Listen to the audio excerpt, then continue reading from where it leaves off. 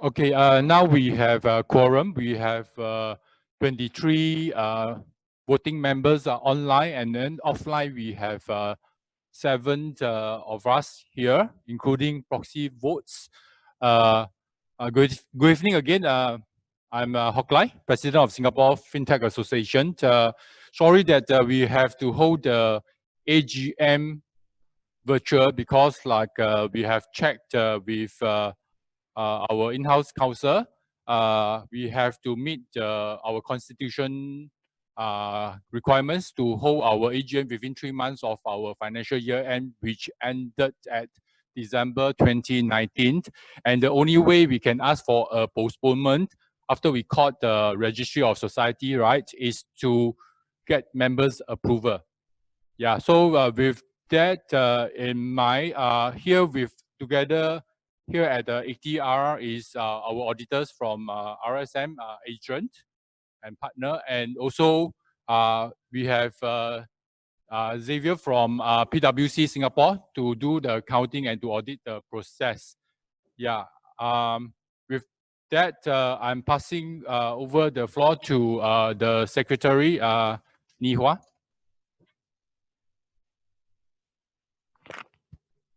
Hi, everybody. Ni Hua, I'm Secretary of Singapore FinTech Association. Can you hear me? On your screen is the agenda. If you look at your screen you have right now, it's actually the agenda.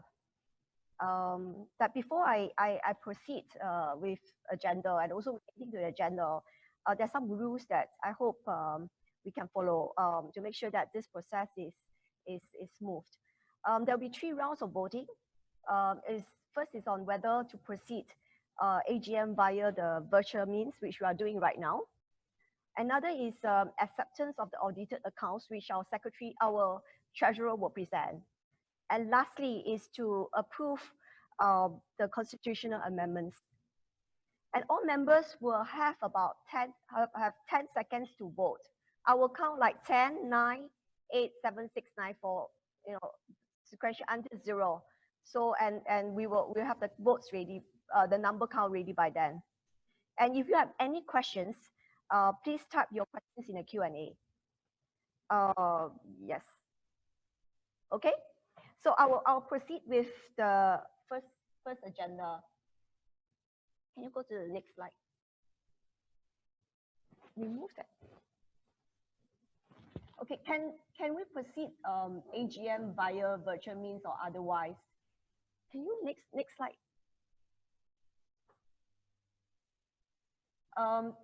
Can we ask our lawyers? We still our lawyers' opinion whether we can have it virtually.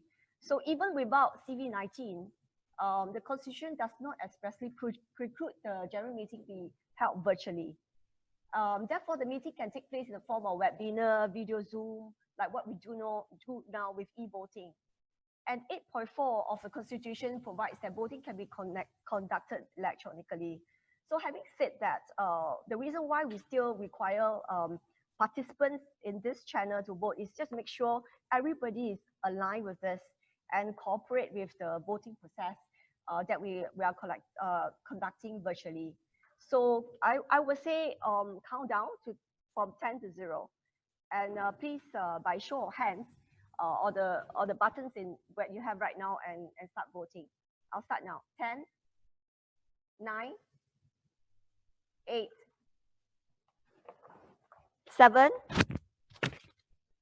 6, 5, 4, 3, 2, 1, 0.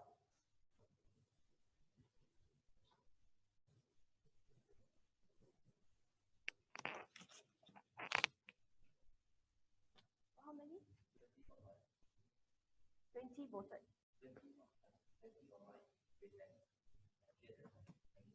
Okay, so 27 voted and 27 agree. Okay? Okay, we have 27 voted and 27 agree. I thought it should be 30. Can you please check again? Okay, 27. So we have majority. So we have majority of all. agreeing to go, and we should proceed. Thanks. Let's go to the next item. It's a recap of financials by our treasurer, Henry. Henry, can you take over?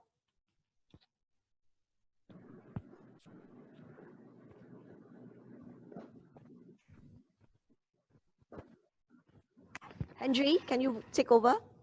Okay, so my name is Henry Tan. I'm the treasurer of SFA, and I'm just going to bring you through the financials, and the audited financial statements has been attached in Appendix A, which I will take it as been read. That has been signed off by our auditors, RSM Chua Lim, on the 17th of March 2020. And it is considered an unqualified report. That means there's nothing special that we need to highlight.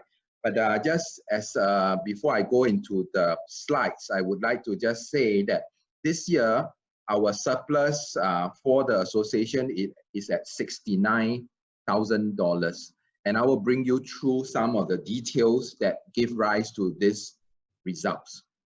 So the first slide you can see on your screen is that we are looking at three main revenue, and the blue column represents the 2018 numbers, and the 2019 numbers are in orange. So you can see that one of the component is membership fee on the left side, and it is higher by 35%.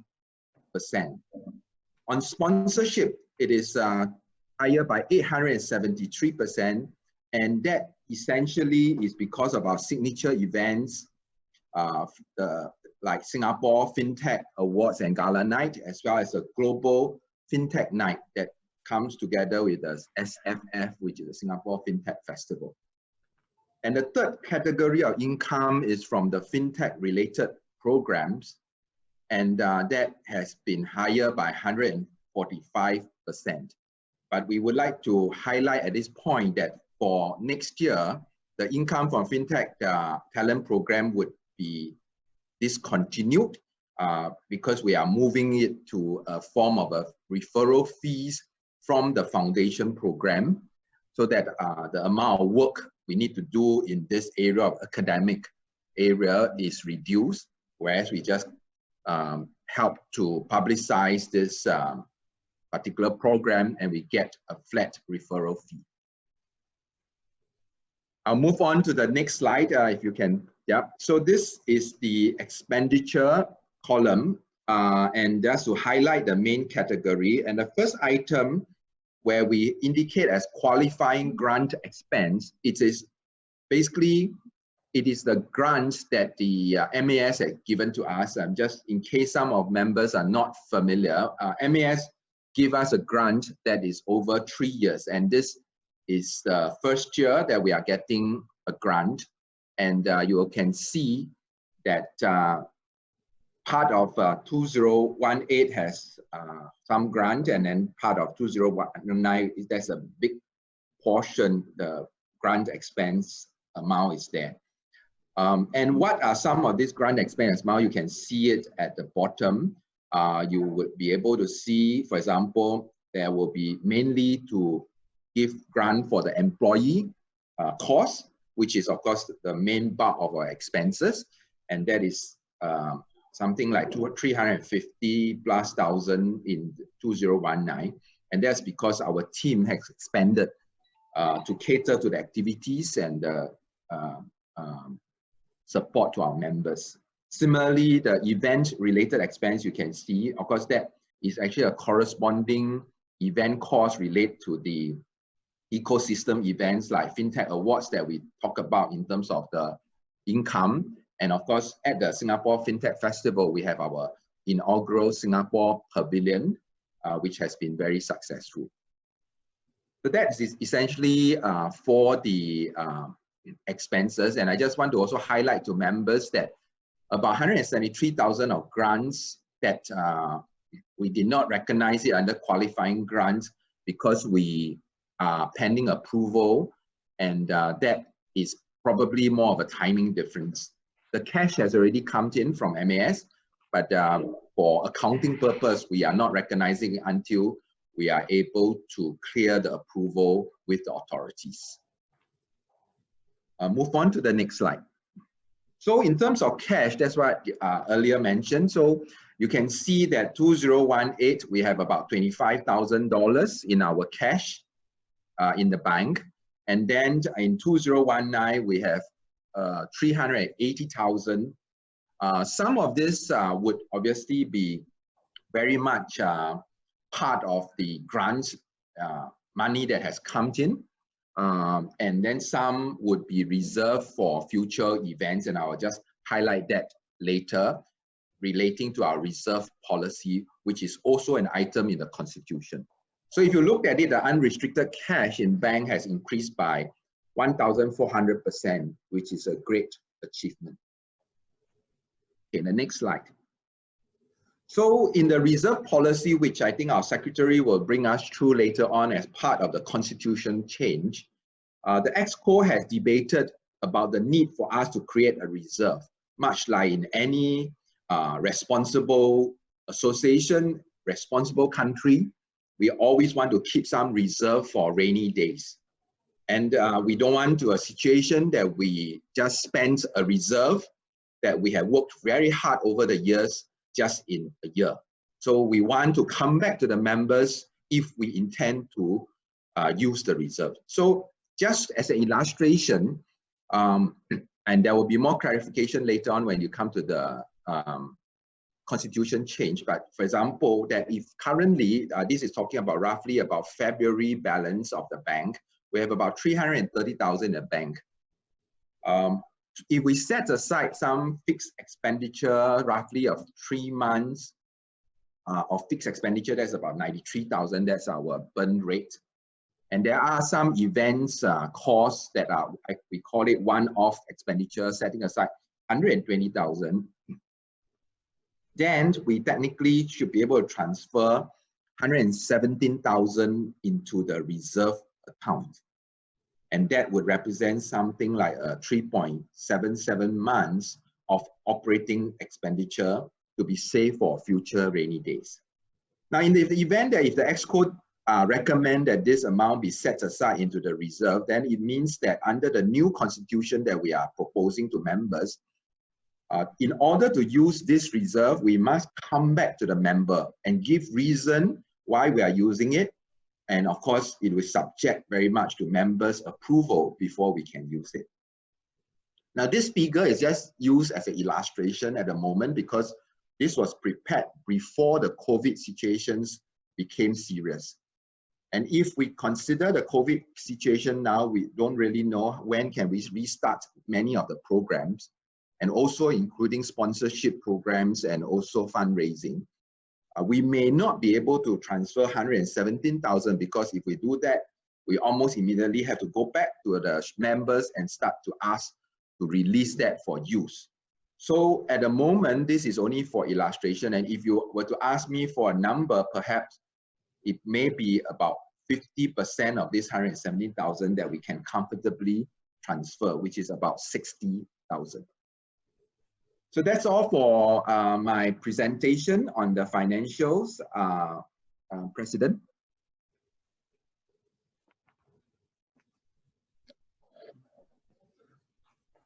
Yeah, can I get the members to vote to accept the financial statement?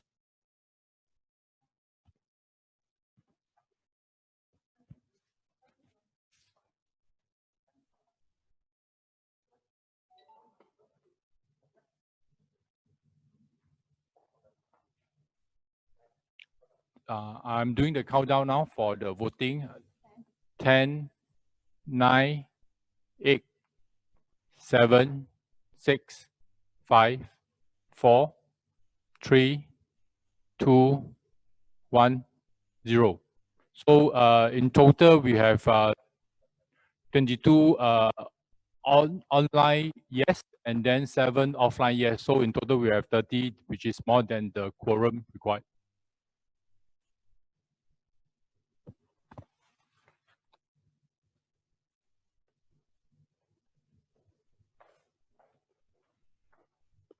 Okay, next I will cover about some of the numbers that we have in terms of membership, right?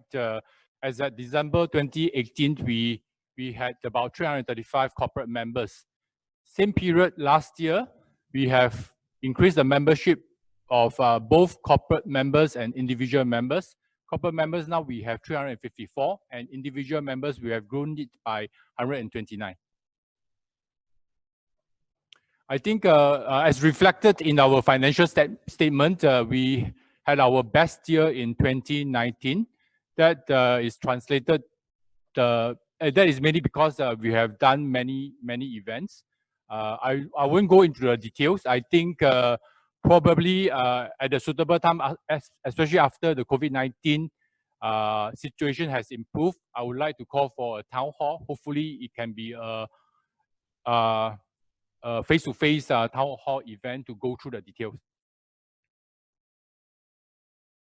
Yeah, so like for example, like in terms of trade missions, last year we conducted 7 trade missions to 8 countries, benefiting 66 members.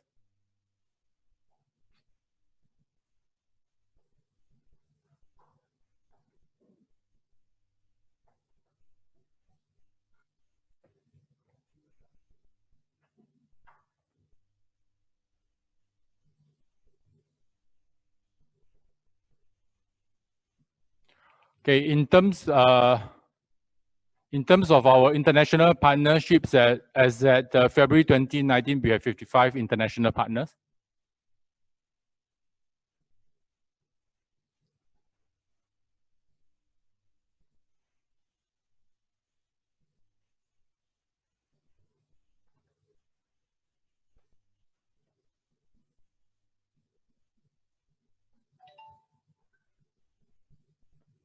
And these are the various events and that we have held over the last 12 months. For example, like we did Partners Day during the Singapore FinTech Festival last year with 77 investors and benefiting more than 160 startups. We published 4 industry thought leadership reports. And we also kickstarted our FinTech for Schools initiative, benefiting more than 4,000 students.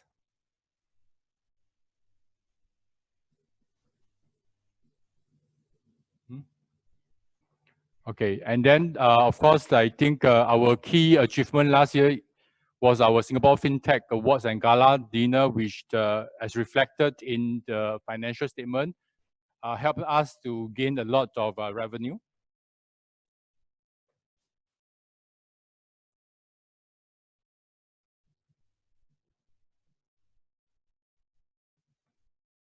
And for the Singapore FinTech Festival, we had our our first ever Singapore Country Pavilion. More than 20 SFA members participated, and this was the largest pavilion in the whole FinTech Festival.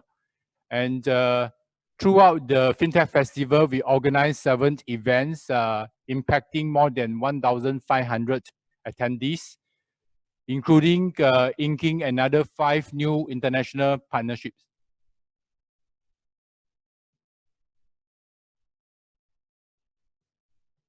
So as for what to expect in 2020, unfortunately, due to the evolving COVID-19 situation, we have to go back to the drawing board. As I shared earlier, I hope to be able to conduct a town hall when the situation improves. Next, I will be passing the mic over to the secretary. Hi. Yes, it's actually the constitution amendments that I need the votes.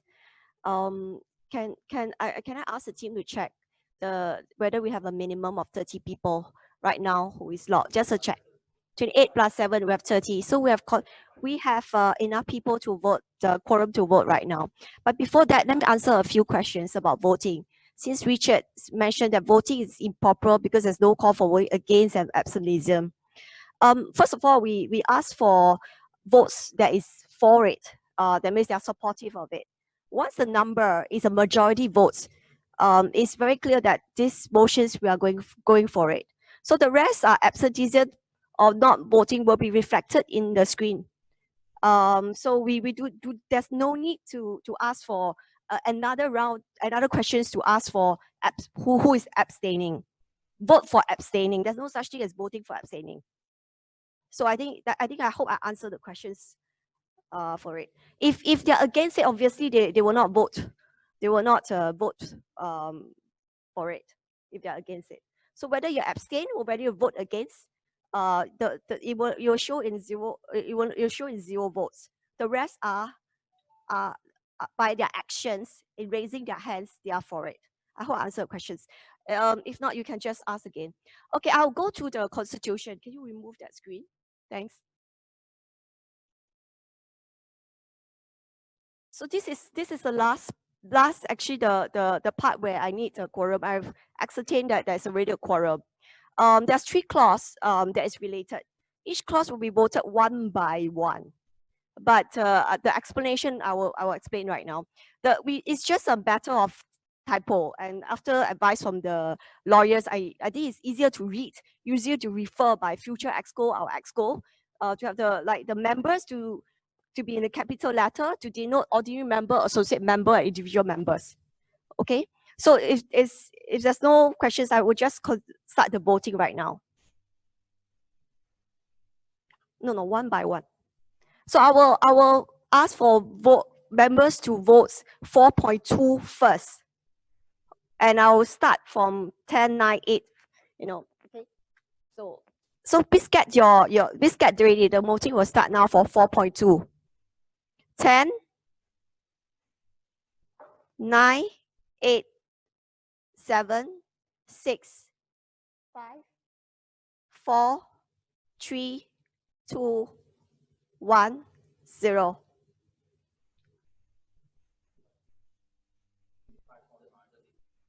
So total we have 32 votes for it. I'll go to the next clause is 4.3. And the voting for 4.3 will start now. 10, 9, 8, 7, 6, 5, 4, 3, 2, 1, 0.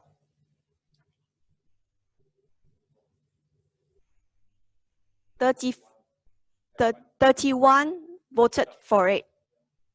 I'll go to the next clause for 4.4. Voting starts now. 10, 9, 8, 7, 6, 5, 4, 3, 2, 1, 0. 30 total vote for it. I'll go to the next amendments. Can you go to the next slide?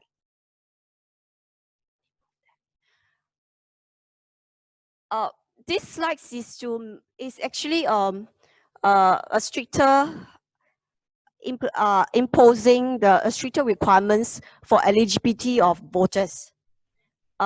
Members, based on this proposed constitution, members we need to have a minimum of 1 year of membership to be eligible to vote.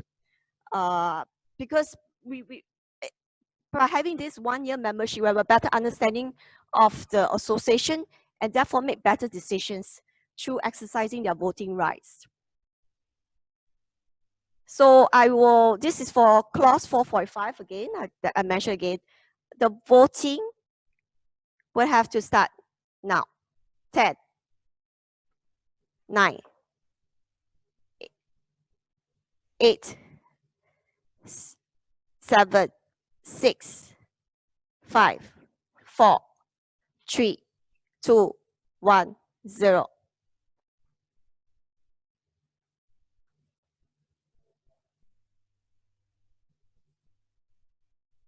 $25, $29 plus.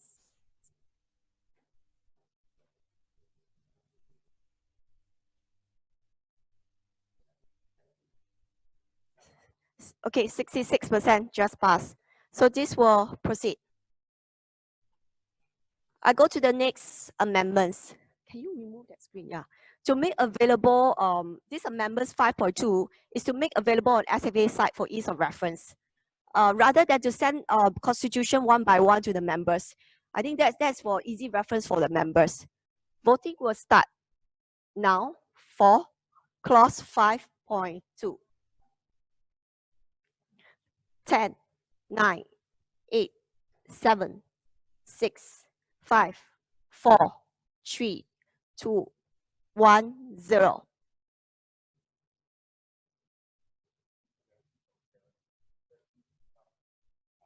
Pass.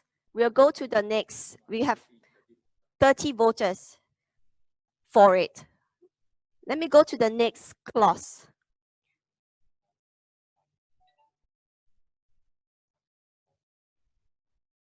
To make clear each 7.1 is to make clear each voting members has only one vote for both ordinary member and associate member. This is actually the current practice, but we just want to make it absolutely clear by stating it down.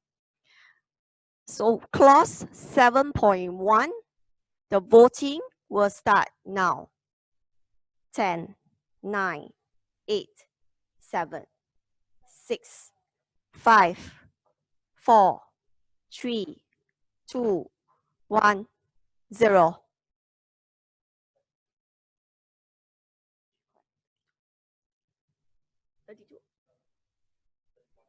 We have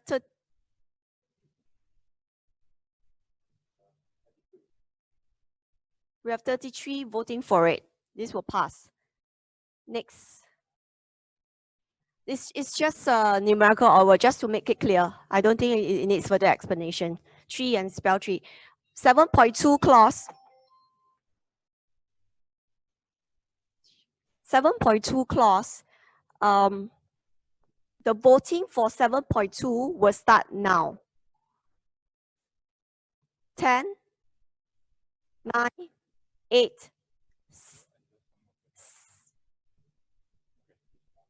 7, 6, 5, 4, 3, 2, 1, 0.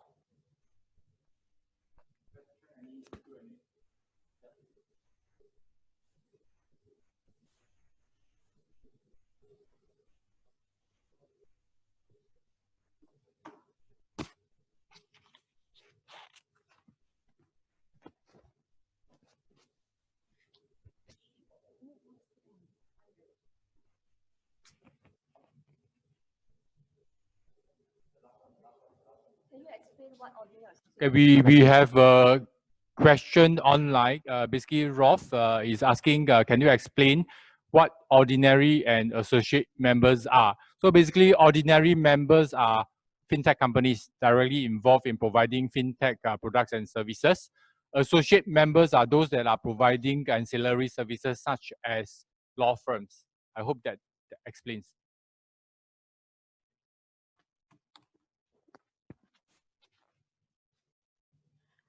I go to clause 8.2. It's again a type, just to make it clearer, is to capitalize the first alphabet of the ordinary member.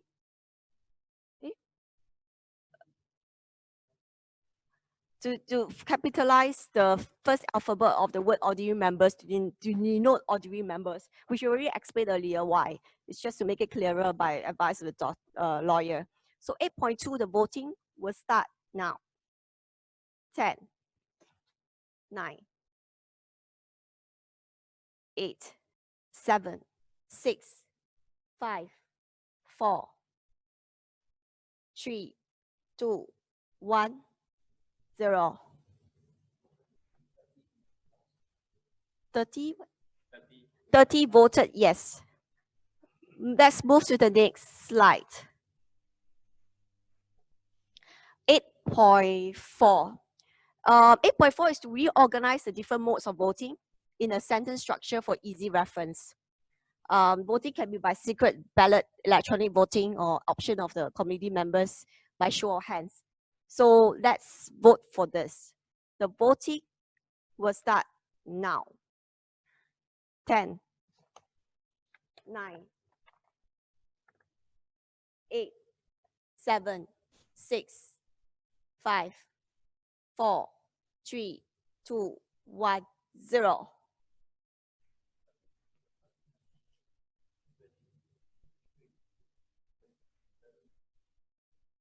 What's the percentage? Does pass. So we'll go to 30 votes, right? 30 votes. We'll go to the next clause. Okay, just 8.8 is actually one deletion, complete deletion, and one complete addition. The 8.8, the original clause is deleted because it's not a requirement by Registrar of Society to set amount at the AGM for the association purposes. Go back.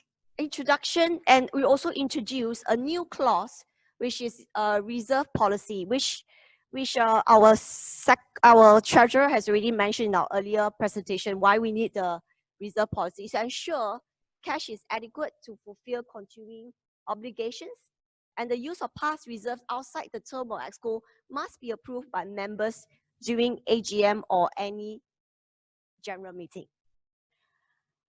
The voting, no Q&A. Okay, the voting will start now.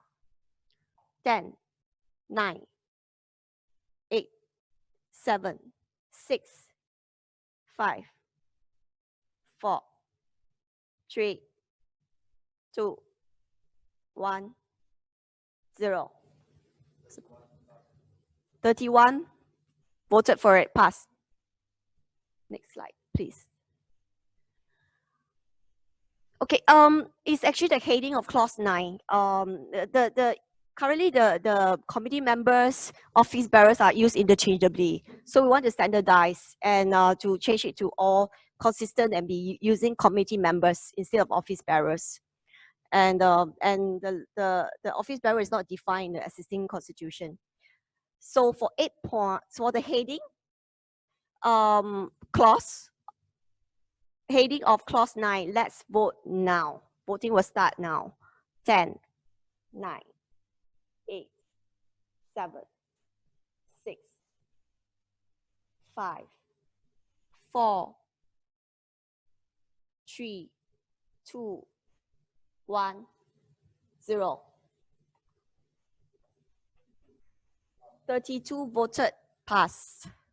Next slide, please. Are you sure? Is it? What's above? Just check what's above. Okay, next slide. It's just to state the numerical for the number 1 and add Singapore dollars. I don't think it needs further explanation. 10.1 clause 10.1. The voting will start now. 10, 9, 8, 7, 6, 5, 4, 3, 2, 1, 0. 33 voted for it, pass. Okay, this proposed amendments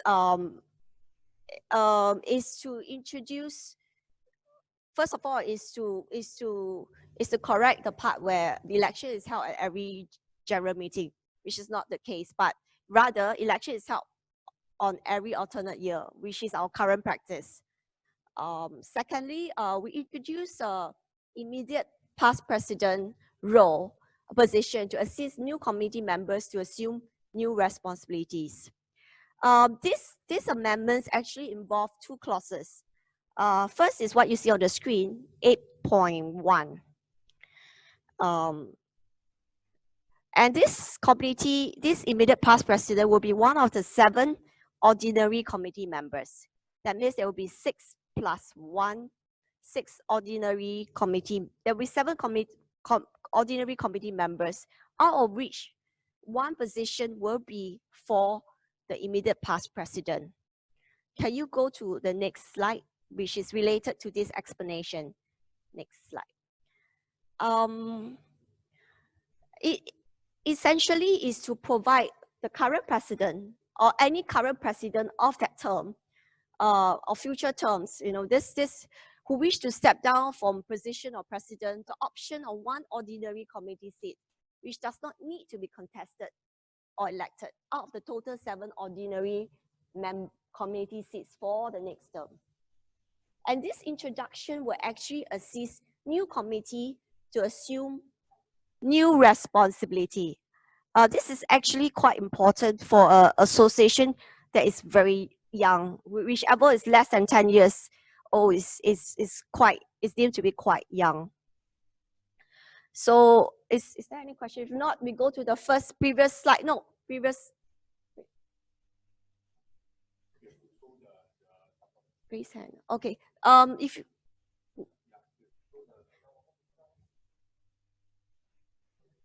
one more.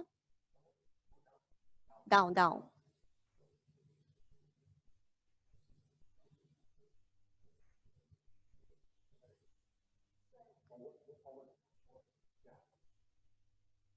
I think it's just go down right to the bottom. Yes.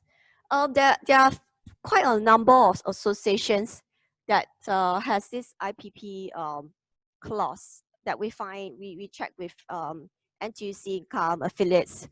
ACC, they're all reputable companies or associations in Singapore. Let's assume there's a 20% error in what we collect.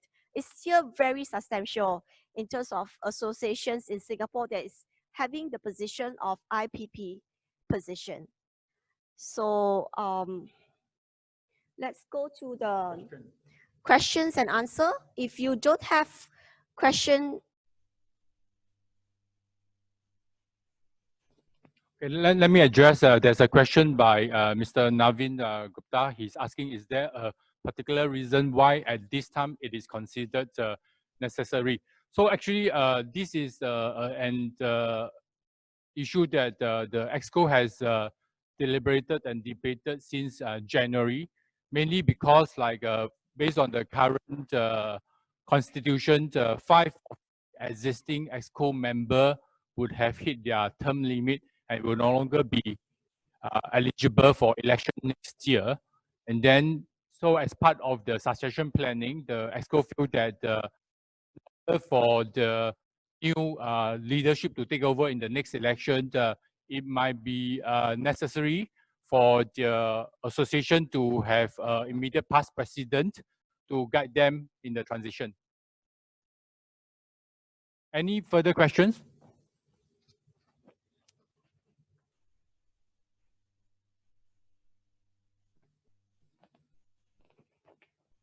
Okay, Navin asked another question on, should it not be then left to the next EXCO to determine the need for this? Basically, every EXCO will have the same challenge, because whichever EXCO is raising this item, people will be questioning them, why not let the next EXCO to determine the need for this? So this is an issue that the EXCO has deliberated quite extensively. Any further questions?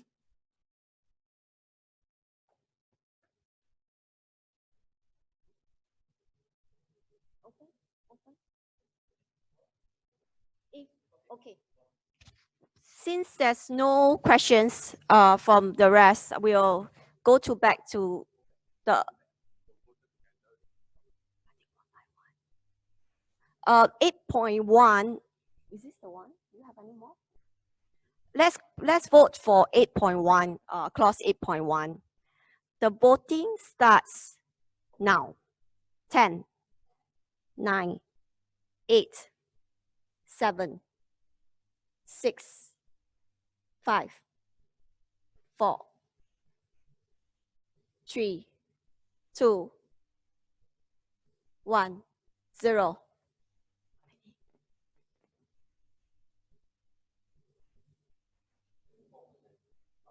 We have 74% pass. This is next. For this is a related clause. Clause 8.3. The voting to pass clause 8.3 starts now. 10, 9, 8, 7, 6, 5, 4, 3, 2, 1, 0. 27. Okay, more than 27 people voted for it. Pass. Next. No more, right? Okay. Any further questions? Can you put the Q&A?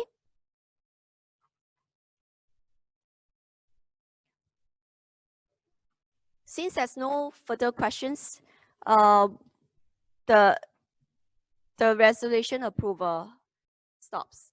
It's completed right now. Hotline will. Okay, this is Hock Lai again. Thanks for attending our virtual AGM. Again, like I shared earlier on, I hope that in the near future, once the COVID-19 situation has improved, we could hold a town hall and then to share with the members the plans forward. Thank you for attending the AGM. And if there are any further questions, I'll leave it open for a few, 1 more minutes. If there are no further questions, we'll end it. Yeah. What time does it end? Just announce. 6:45. Yeah. The meeting ends at 6. The meeting ends at 6:45. Thank you very much. Bye.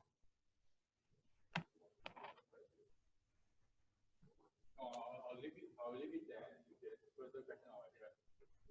I think we can mute it. We can mute it already.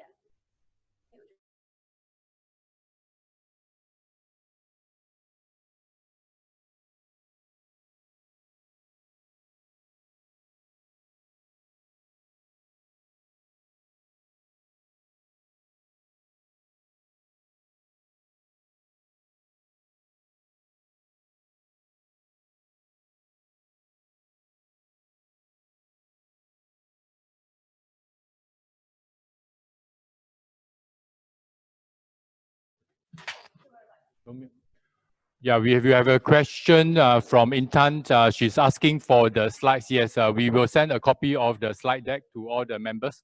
Thank you.